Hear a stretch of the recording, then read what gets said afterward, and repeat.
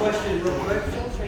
When she comes through, She just walked in the everybody's first absolutely. room. What? She just walked in the first room.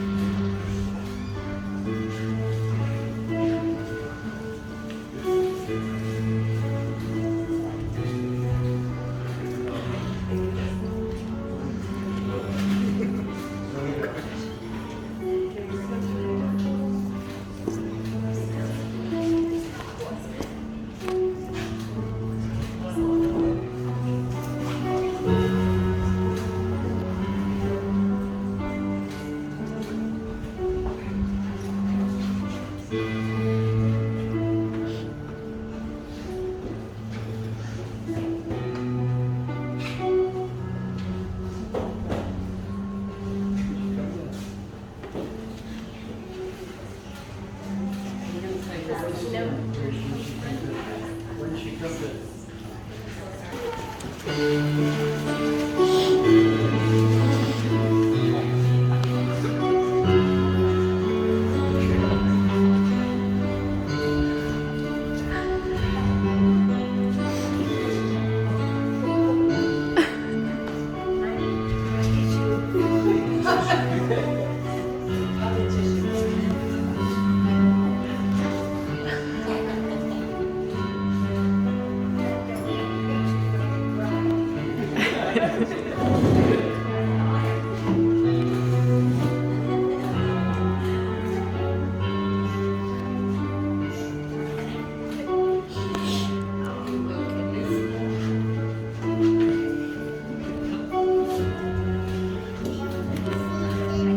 Tissue, guys.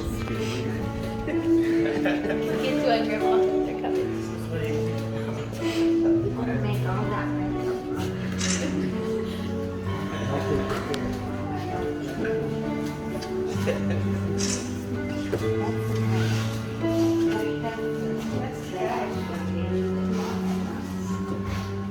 Who gives this woman to be married? We do. You may be seated.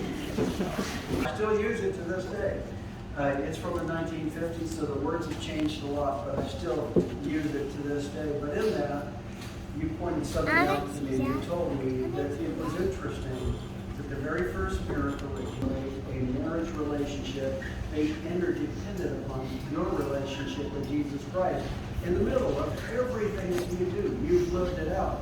And there's not a person here today that isn't the recipient of your love together. I think too many couples today choose the off-the-rack vows to be able to decide what part they want and what part they don't want. And many times they'll say, "Till death do us part," and what they really mean is until one or the other of us change. And you guys have never changed, because God's love for you has never changed.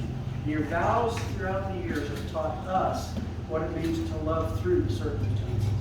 To be able to love through the difficulties of life and the difficult times, and you expected God to show up and show off, and He always did.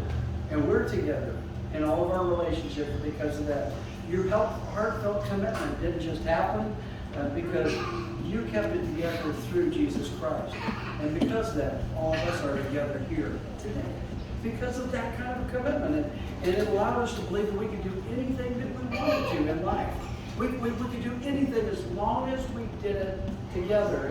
And we so deeply appreciate that. So don't you and don't anybody here underestimate the value of your vows. Because your vows mean everything. And I've learned that. You've learned that. Our lives, you that are married, you have learned that. It's what held us accountable to each other. It's what held us accountable to you. And it's what held us accountable to God. If you could do it, and you always looked like, well, you made it look effortless. And if it wasn't, we never knew it. If it was tough, we never knew about those times. You always came through with a smile on your face, and we never knew that you held anything but the highest love for your wife. And we never heard anything from your lips except, I love this man. I love this man. And it was almost embarrassing the way that you would fawn over this guy. To be honest with you, you young girls are like that. And you need to get that under control. One of these decades. But you held us accountable. Most of all today, I'd say that the unconditional love that you have for one another is the unconditional love that we have been able to hold for our spouses, our loved ones, our children, those that come after us. You taught us how, and we so deeply appreciate that. Dad, he couldn't give you a better ring to be able to tell about his love for you. But he did want to give you this, which is the birthstone, or it is the stone for your 70th anniversary. And so it may well be, do you want her to stand up for this?